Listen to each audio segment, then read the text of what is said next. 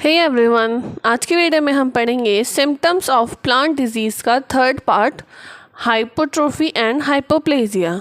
इससे पहले की वीडियोस में हमने नेक्रोसिस और उसके सारे पार्ट्स पढ़ लिए थे और हाइपरट्रोफी एंड हाइपरप्लेजिया पढ़ लिया था। तो आज लास्ट टॉपिक है हाइपोट्रोफी एंड हाइपोप्लेजिया। हाइपर मतलब ज़्यादा और हाइपो मतलब कम, यानी कि अंडर डेवलपमेंट। हाइपरट्रोफी में तो ज़्यादा डेवलपमेंट हो रहा था, सब सेल डिवीज़न भी ज़्यादा हो रहा था, सेल का साइज़ भी बढ़ रहा था। इसमें जस्ट अपोजिट होगा, सेल का साइज़ भी कम होगा और सेल के नंबर भी कम होंगे। तो इसमें क्या होता है कि कुछ डिजीज़ जो इन्फेक्टेड सेल्स और टिश्यू होती हैं उनमें डेवलपमेंट कम होने लगता है, जिसकी वजह से उसकी ग्रोथ अरेस्ट हो जाती है और सेल का साइज़ घटने लगता है। इसको कहते हैं हाइपोट्रोफी। और सब नॉर्मल सेल डिवीजन होने लगता है, यानी जिस नॉर्मल स्पीड से सेल डिवीजन होता है वो स्पीड कम हो जाती है, तो सेल के नंबर कम हो जाएंगे। इसको कहते हैं हाइपोप्लेजिया। और ये सब पैथोजन के इन्फ्लुएंस की वजह से होता है।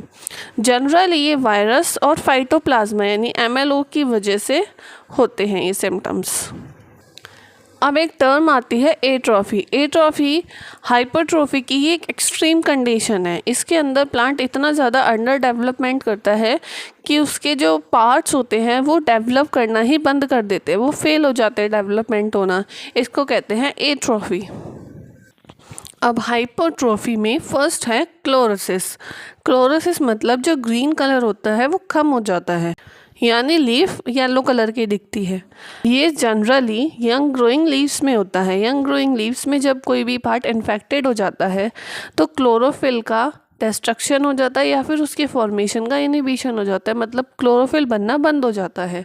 तो इसकी वजह से क्लोरोफिल कंटेंट कम हो जाता है, और क्लोरोफिल कंटेंट कम हो गया तो लीफ ग्रीन नहीं दिखेगी, वो या तो पेल ग्रीन दिखेगी या फिर येलोइश दिखेगी कलर में। क्लोरोसिस का जो एक्सट्रीम केस होता है उसको कहते हैं ब्लांचिंग या फिर ब्लीचिंग। इसमें जो क्लोरोफिल होता है वो कम्प्लीटली डिसअपियर हो जाता है। अब क्लोरोफिल ही नहीं रहेगा तो ग्रीन कलर बिल्कुल ही ख़त्म हो जाएगा। अब क्लोरोसिस जो होते हैं वो कई तरीके के हो सकते हैं, जिसमें सबसे पहला है मोज़ेक। मोज़ेक में क्या होता है कि इसमें नॉर्मल ग्रीन कलर के साथ लाइट ग्रीन कलर दिखाई देता है, येलो कलर दिखाई देता है और वाइट कलर दिखाई देता है, जो भी क्लोरोटिक एरियाज होते हैं।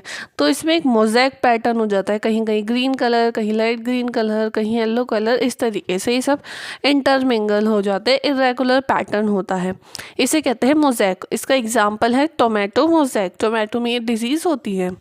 नेक्स्ट है क्लोरोसिस में मॉटल। मॉटल मोज़ेक से बहुत ही क्लोजली रिलेटेड है। इसमें जो डिसकलर्ड एरिया है, यानी जो अब क्लोरोफिल जाने की वजह से वो कलरलेस एरिया हो गया या फिर येलो कलर का हो गया, तो वो जो एरिया होते हैं वो राउंड हो जाते हैं, गोल गोल होते हैं। इसका एग्जांपल है पीनट मॉटल डिजीज़।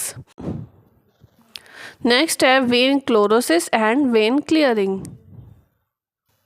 इसमें वेन वाले एरिया में क्लोरोसिस रेस्ट्रिक्टेड रहता है, मतलब जी कि जो क्लोरोसिस है वो वेन वाले एरिया में होता है। नेक्स्ट है वेन बेंडिंग। इस पे जो क्लोरोटिक एरियाज होते हैं जो कि वेन के अलोंग होते हैं वो एक रेगुलर मैनर में इंटरप्टेड होते हैं ग्रीन कलर के बैंड्स के साथ, यानी एक ग्रीन बैंड होगा और एक फिर क्लोरोसिस होगा, फिर ग्रीन बैंड होगा, फिर क्लोरोसिस होगा। इस तरीके से बेंडिंग हो जाती है, इसलिए इसका नाम है वेन बेंडिंग। और इसका एग्जाम्पल है स्ट्रॉबेरी वेन बेंडिंग डिजीज़। ये हो गए सारे क्लोरोसिस के टाइप्स। अब नेक्स्ट है हाइपोट्रोफी में लीफ नैरोइंग। लीफ नैरोइंग नाम से पता चल रहा है कि लीफ नैरो हो जाएगी। इसमें जो इन्फेक्टेड लीव्स हो जाती है वो नैरो हो जाती है। क्यों? क्योंकि लैमिनार टिश्यू, जो लैमिना वाला टिश्यू होता है लीफ का, उसकी ग्रोथ रिड्यूस हो जाती है, इस वजह से उसकी ग्रोथ कम हो जाती है। लेकिन जो वेन्स और मिडरिब होती है उनकी ग्रोथ नॉर्मल रहती है। और ज़्यादा एक्सट्रीम केसेस में क्या होता है, बस मेन वेन्स ही रह जाती है, बाकी सारी वेन्स भी ख़त्म हो जाती है। और जबकि क्योंकि नॉर्मल जो लैमिनार टिश्यू होता है वो कम्प्लीटली एब्सेंट हो जाता है। इस कंडीशन को कहते हैं फर्न लीव्स या फिर शू स्ट्रिंग लाइक लीव्स। और इसका एग्जाम्पल है tomato infected with mosaic virus. तो मोज़ेक वायरस से अगर टोमेटो इन्फेक्ट हो जाता है तो उसमें लीफ नैरोइंग की सिम्टम्स हमें दिखते हैं। नेक्स्ट आता है इसमें लीफ कर्लिंग। ये लीफ कर्लिंग हमने हाइपरट्रोफी में भी पढ़ा था और ये हाइपोट्रोफी में भी है। इसमें क्या होता है कि इसमें रिंकलिंग होने लगती है बहुत ज़्यादा और फरोइंग होने लगती है लीव्स की। क्यों? क्योंकि इसमें वेन्स की ग्रोथ रिड्यूस हो जाती है। अभी जो हमने इससे पहले पढ़ा था उसमें लैमिना की ग्रोथ रिड्यूस हो रही थी और इसमें वेन्स की ग्रोथ रिड्यूस हो जाती है। किसके कंपैरिजन में? लैमिना के कंपैरिजन में। इसकी वजह से क्या होता है कि जो वेन्स होती है वो संकन हो जाती है और जो लैमिनार टिश्यू होते हैं वो रेज हो जाते हैं और इस वजह से लीफ कर्ल हो जाती है। इसका एग्जाम्पल है leaf curl disease of papaya. Next symptom है स्टंटिंग और डॉर्फिंग। अब डॉर्फिंग मतलब हाइट का छोटा होना, नाम से ही पता चल रहा है। तो इसमें क्या होता है कि जो इन्फेक्टेड प्लांट्स होते हैं वो नॉर्मल प्लांट्स की तुलना में अपनी ग्रोथ कम दिखाते हैं, यानी उनकी ग्रोथ रिडक्शन हो जाता है ग्रोथ का। तो जो प्लांट्स होते हैं वो वैसे तो नॉर्मल दिखाई देंगे, उनकी मॉर्फोलॉजी सब ठीक दिखेगी, लेकिन बस उनकी हाइट कम हो जाएगी, डॉर्फ हो जाएंगे, स्टंटेड हो जाएंगे। और इसका एग्जाम्पल है barley yellow dwarf disease. Next है रोजेटिंग। तो रोजेटिंग का मतलब क्या होता है कि जो लीफ फैली फैली सी रहती है, गुच्छे में रहती है, उसको कहते हैं रोजेटिंग। यानी स्टेम हमें कम दिखता है और बस चारों तरफ से घना घना सा दिखता है, उसे कहते हैं रोजेटिंग।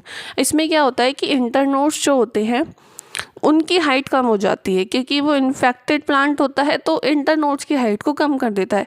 अब इंटरनोड्स की हाइट कम हो गई तो जो लीफ है वो पास पास आ जाएंगी टॉप ब्रांचेस पे और वो ऐसा लगेगा कि वो रोजेट लाइक अपीयरेंस दे रही हैं। इसका एग्जांपल है डॉर्फ बंट ऑफ वीट और सेकंड एग्जांपल है टोबैको रोजेट कॉम्प्लेक्स डिजीज़। तो बस इसमें ये 5 सिम्टम्स थे हाइपरट्रोफी एंड हाइपोप्लेजिया में। हमने नेक्रोसिस पढ़ लिया, हाइपरट्रोफी एंड हाइपरप्लेजिया पढ़ लिया और आज की वीडियो में हमने हाइपोप्लेजिया एंड हाइपोट्रोफी पढ़ लिया।